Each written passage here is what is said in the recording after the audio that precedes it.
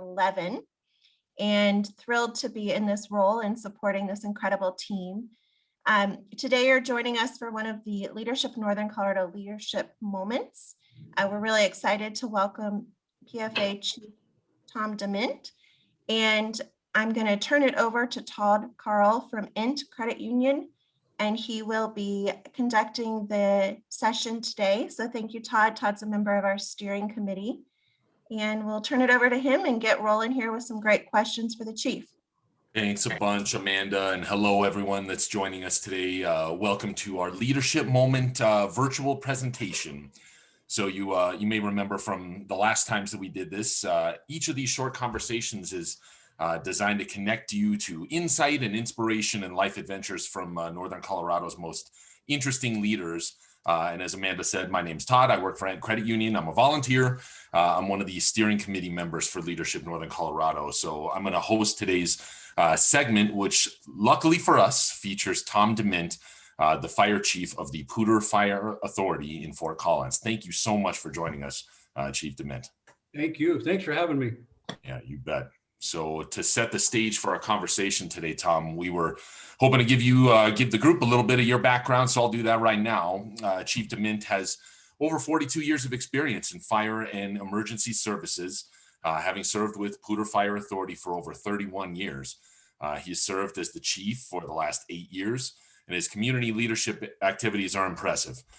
He's the president of the Colorado State Fire Chiefs, president of the Front Range Fire Consortium Authority, member of Partnership for Aging Friendly Communities Board of Directors, and a member of the committee to build a Fort Collins Community 9/11 Memorial, to name only a few. Chief DeMint holds a Bachelor of Science in Public Administration from Regis University, and he's a credentialed Chief Fire Officer, graduate of the National Fire Academy's Executive Fire Officer Program. So your career accomplishments are impressive, but I think it's maybe the next thing that's coming in your career that you're most excited about. Why don't you tell us about that? I'm going to retire. Attaboy. They've selected a new chief. If you read the paper, actually to kind of update the bio, it's been 10 years now that I've been the fire chief, and I've been at PFA for, in a month, it'll be 33 years, be 33 and 10 years that I've been the fire chief. So the next chapter is, by the year's end, it'll be 45 years as an emergency responder. And it's time to hang it up and do something else. I got grandkids, which you may hear them in a while because grandma went to get them from school. So I got grandkids and cabin plans at Crystal Lakes and a bit of domestic traveling to do. It's time to kind of to sleep with both eyes closed for a change. That's exciting. That's exciting. It wouldn't be a virtual presentation if those grandkids didn't jump in at some point. So I've got it secluded in the basement. I hope that good deal. They can be pretty noisy. Well, good. We're excited to hear more. So if it's okay with you, I'm just going to jump right into our questions. That sound okay? Good.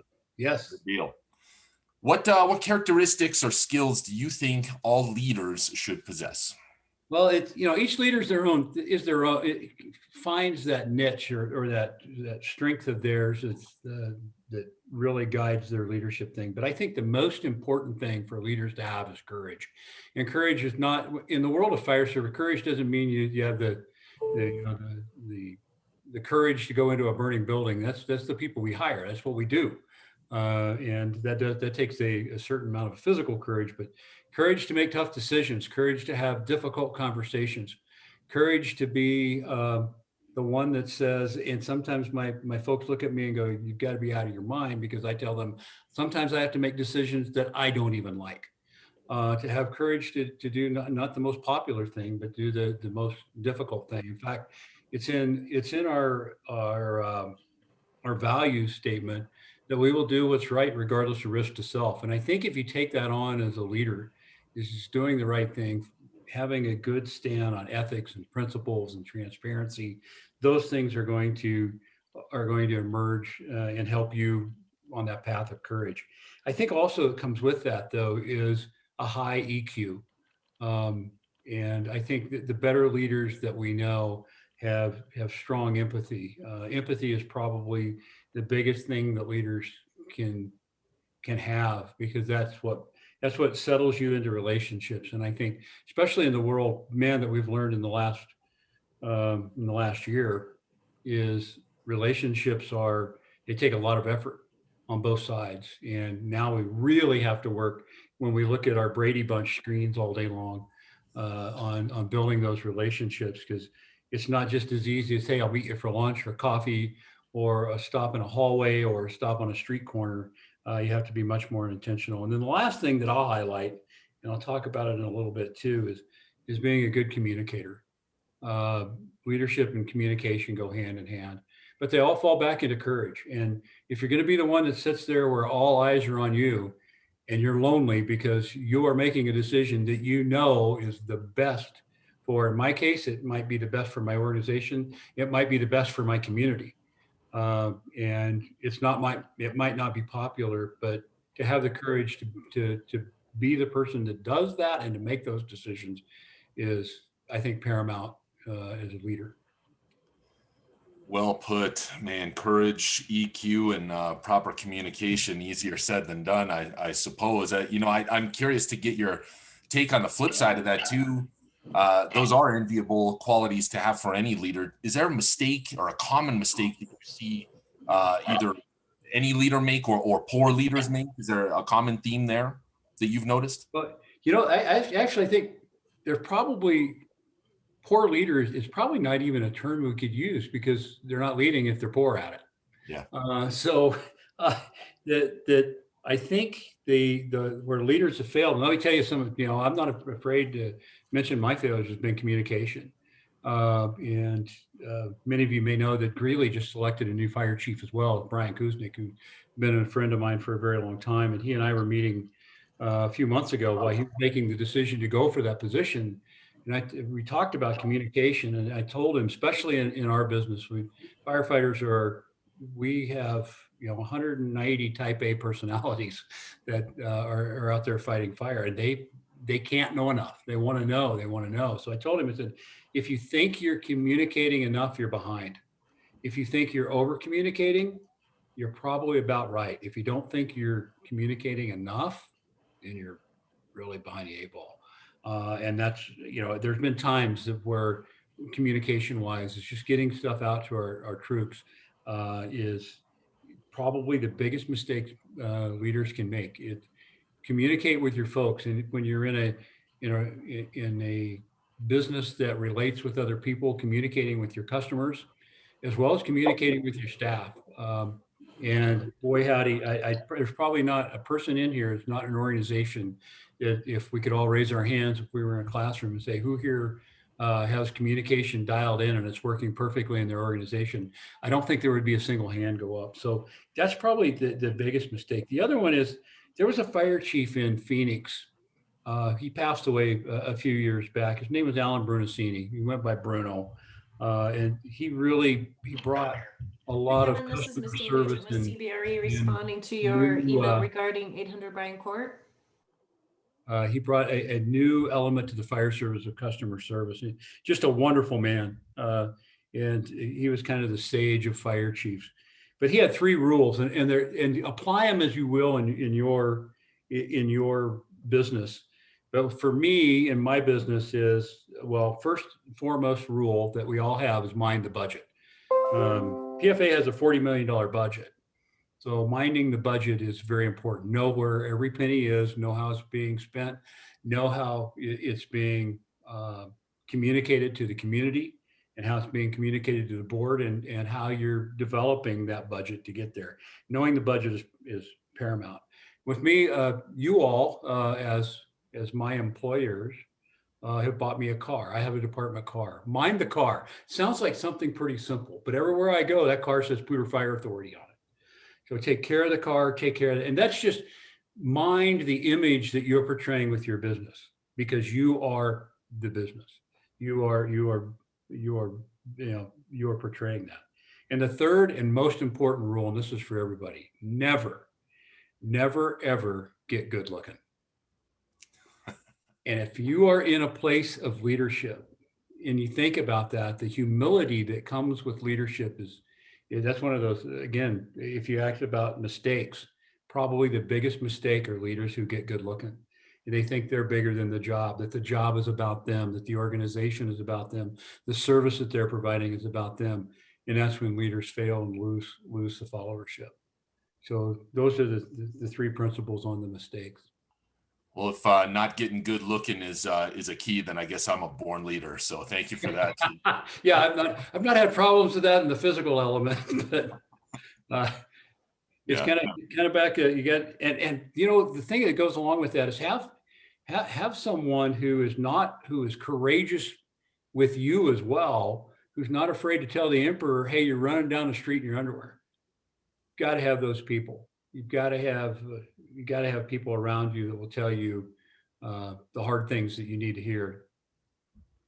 It's great insight. Thank you for that. And this next one, Chief, I'm curious, and you can take this on, you know, sort of a granular level, day-to-day operation if you want to, or sort of a grander picture. What are the most important decisions that you make personally as a leadership with the authority? Well, like I said, we have a $40 million budget, and we go through a budgeting process every year. And we have just the way the authority is structured with our parental units we call them our parents. One is the city of Fort Collins and one is the Poudre Valley Fire Protection District. And they have an intergovernmental agreement that makes up the authority. And we have a budgeting process that, welcome Chief Bergston when he gets here, because that starts in June for a budget that's going to be delivered to the public in December. We mirror a lot of what the city does as far as determining an outcome we want to create, a strategic outcome, and then where the money needs to go to do that. And then also that comes into that are labor negotiations with the contract with our firefighters. So that's pretty evident. Of course, $40 million, that's a pretty important decision. And then there's the strategic issues like, we're having discussions about regionalization. We're doing things that are more regionalized and working with other departments and developing mutual aid agreements, how that, if we're going to send a fire engine to Windsor on a call, what's the quid pro quo there? So it gets a little tenuous. Those are some of the more important things. We're locating new stations, where new stations are going to go because of the growth, specifically the growth in Timnath. Is driving a lot of our need for new services. Apparatus purchases, we will take delivery of a new ladder truck in May, and that was about $1.25 million to buy that sucker. So those are very important, high-level strategic decisions. Let me tell you what I think is one of the hardest areas for decisions. And again, I'm a relationship guy. And it's not front page decision stuff, but those personnel decisions. When you're making a personnel decision, that's someone's life. And if they've done something stupid, they've done something stupid. But those are things that keep me awake at night. As you know, of course, the personnel side, worrying about people who run into burning buildings and stand out in the middle of the interstate that's covered with ice. I mean, I'll have that the rest of my life. I'll have a part of my brain that's awake, worried about my employees. But personnel decisions and those personnel impacts, decisions that you make about the folks that work for you, have an impact on them, on how they're going to go home tonight. And it might not even be something that the fate of their employment. They might be very secure in their employment, but they're going to work in a different spot. They're going to work with a different person. Those things are, I think, are very important decisions, because especially in what we do, I just said we have spent $1.25 million for a new a ladder truck, but that ladder truck doesn't drive itself to the fire and go through the front door and grab Mrs. Smith's hand and tell her everything's going to be all right.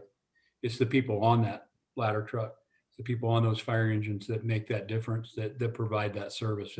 It's that plans examiner working with a developer saying, this is why we've got to have this expensive fire safety feature. So those personnel actions are the ones I think are the more important decisions to me. And they're the ones that we talk about losing sleep at night. And I don't think most of us have trouble at the front end of that. It's that 3:30 in the morning, and all of a sudden your eyes are open and you're processing, and you don't want to be, but you are. But that's, I think that's what I would say is where I see important decisions lies in your workforce. And I think also in our job as a fire authority is the empathy and those how our decisions impact our customers. And I mentioned Chief Brunacini. He's the one that coined the phrase Mrs. Smith. And that's what we do. We take care of Mrs. Smith. That's our job. That's what we do. And y'all are the Mrs. All y'all, I guess, is the proper pronunciation. All y'all are Mrs. Smiths that we take care of. It sure is interesting perspective. We've talked to, a bunch of leaders, many of whom manage different personnel issues, but I don't know that any of them have to guide their personnel through safety issues as you do. So I can't imagine what that must be like, and what those 3:30 dreams of yours must be like too. Chief, we're curious to know what the biggest career challenge you've faced as a leader, either whether that's current or something from your past. We're curious to know what the biggest challenge you faced as a leader is. 2020.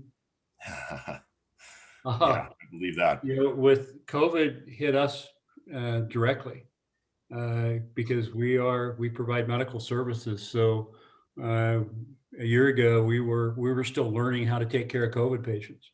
We would get if you remember when we had the first case in the country, and then the first case in the state, and then the first case in our community. It was all, what do we do? How do we take care of these people? What level of protection? So working to figure out what level of protection we needed to provide for ourselves and for our patients. And so COVID was tough in itself. And then it became even tougher at first we were told that, okay, there's no supply, so use your mask and your PPE sparingly. So we did that, and well, that's not helping us much. And then we found out we got the supplies, and then we got to wear a mask in everything we do. And our firefighters work 48-hour shifts, and they wear a mask anytime they are in the presence of their other firefighters, and they're doing a fantastic job. And comparing it to the rest of the state, we have one of the lowest incidences of COVID infections in our workforce, because we've been pretty strict. Doesn't make us real popular, but we've been pretty strict with people minding their mask. Our people have been very aggressive at getting their vaccinations. We're at about 80% of our workforce has gotten vaccinations. So COVID it's every day we're learning something. I sat on a governor's task force on reopening businesses. I've been on that for about a year, and how we set the dial. It's basically we get information. We get to work with the governor and his chief of staff and with CDPHE directors. COVID is not. It wasn't what I thought it would be when, for years, I trained on a pandemic, how we're going to handle a pandemic, and it really didn't pan out. There's a good pun. It didn't pan out the way that we had trained on. It was like, okay, we're going to know what it is. We're going to get everybody. We're going to line them up in a big line at Moby Stadium or Moby Arena, and they're going to roll down their window. We're there now, but they never told us it was going to take us a year to get there.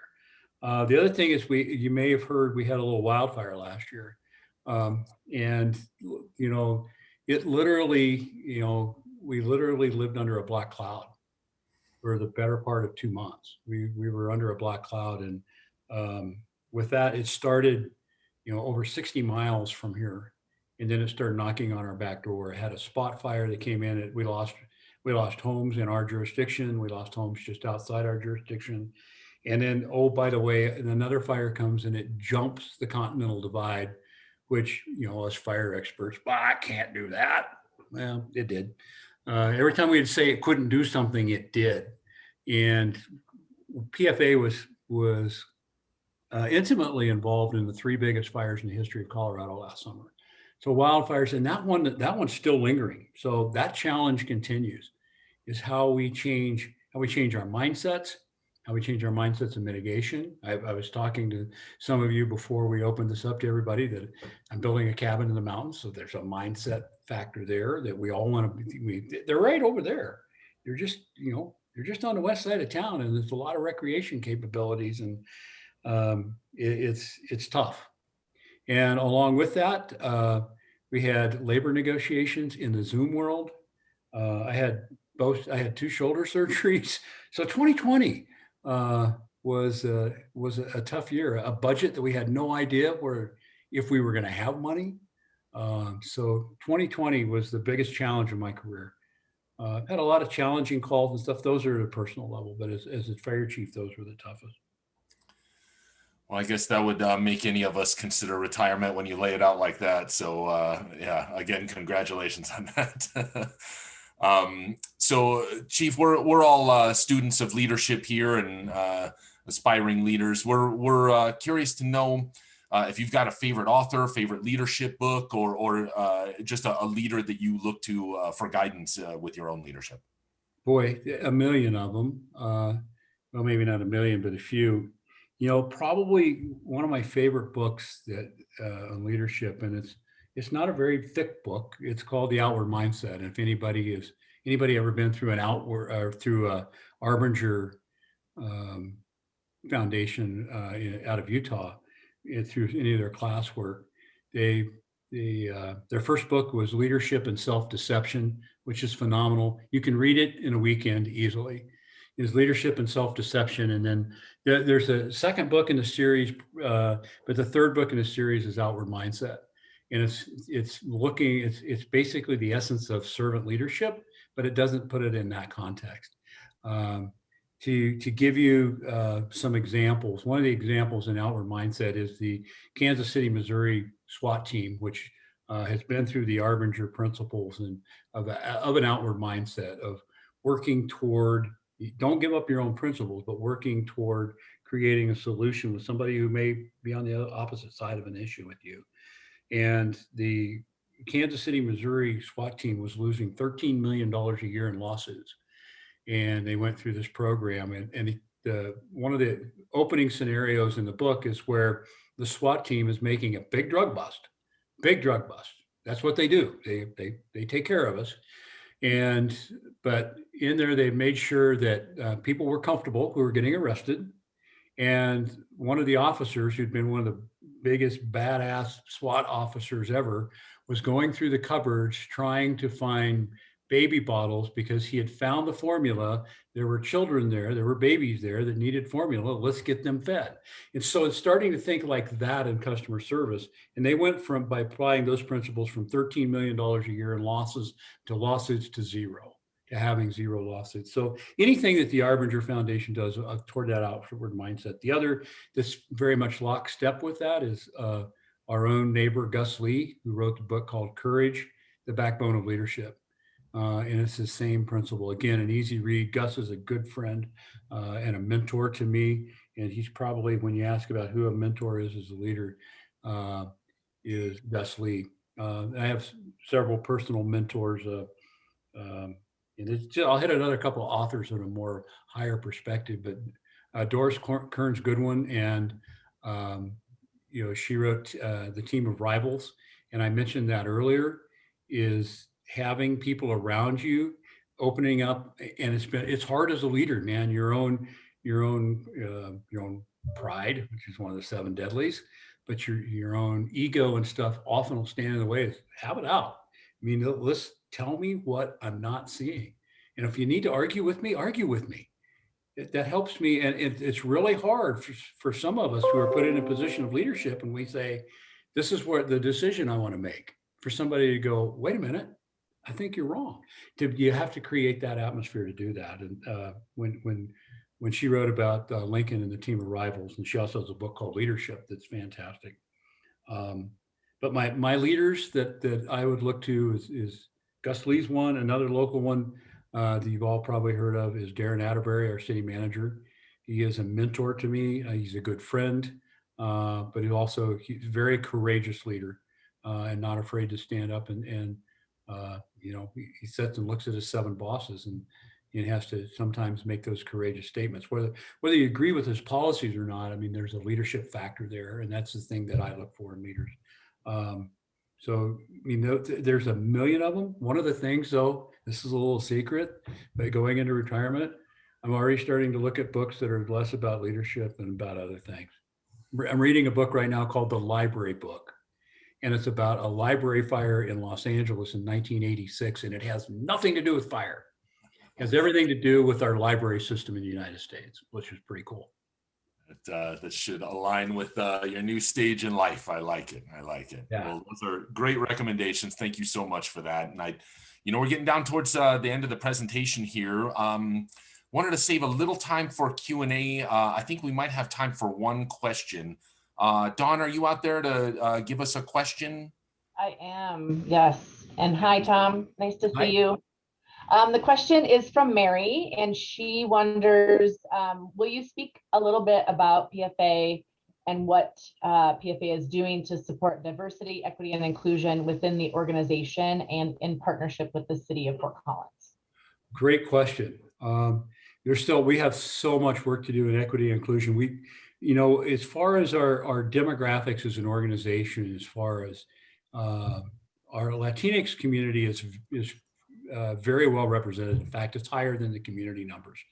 One of the things that's been very disappointing, though, is that we've lost a lot of women firefighters, just not only at PFA, but and I won't say that we lost them. It's just they retire. But we're not gaining women like we were before 9/11. 9/11 changed the fire service drastically. We lost 343 firefighters that day, and they were all men. And so there's a lot of changes, and we have some things to do, a lot of work to do. I know Chief Berkson is very passionate about this as well. His operations chief, meaning the operations side that fights the fire, is a woman in Rockford now. And so I know that diversity and equity and inclusion is very important to him. So we, constantly looking for new ways to recruit and to bring people into the fire service. We have a high school fire camp that we reach out into the high schools that we create an essence of equity and inclusion. We bring young women, we bring people of different ethnic backgrounds and different racial backgrounds that aren't common to the fire service. Because I'm not afraid to say the fire service, if your name starts or ends with a vowel, meaning you're Irish or Italian, you got a good chance of getting hired. I mean, that's just the fire service, and that's probably not the best way to say that, but it's just, we've got to get better. The fire service has to get better to represent the communities that we serve. I have a friend that was the fire chief in Brampton, Ontario, which is a suburb of Toronto. And they carry turbans on their engines because they have such a huge South Asian population in the suburbs of Toronto. It made it easier to serve their customers. So we have to look for those opportunities. And the last thing I'll say, because I'm watching the time as well, but is we are working closely with the city as they're bringing on a homeless coordinator. In fact, we reshaped a community outreach position to where it works more in that homeless or even the homebound, but working into that low acuity area, people who are calling 911 that probably don't, shouldn't be tying up the millions of dollars, but they need service. And we've got a mental health center coming. We've got a lot of services. We have co-responders with the police departments now. So we're working to include that, which actually reaches into to be more inclusive and address those needs of equity and inclusion in our community. Well said. Well said. Well, Chief, I think we're at the end of the half hour here, so we're probably going to wrap up our leadership moment for today. On behalf of Leadership Northern Colorado and all the businesses and organizations that we all represent, thank you so much for your service to our community. Best of luck to you in your retirement. And just thank you so much for joining us today. We really do appreciate it. Thank you. Yeah.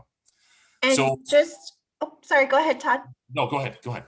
I was just going to offer a few closing comments. I wanted to thank Chief DeMint as well for joining us. Todd, thank you for being our MC. You did an incredible job, and happy to serve with you on the committee. Dawn, thank you for monitoring chat and for sharing those links to the books that Chief DeMint referenced. We do want to make sure that everyone saves the date for the next leadership moment.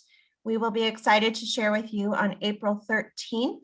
Brenda Lucio, she is a regional restaurateur, So she has some great insight to share from the industry that she serves in a number of our Northern Colorado communities. In the chat, you will find the link to that registration. So if you're available on Tuesday the 13th, go ahead and sign up, but we will also be sending an invitation to everyone.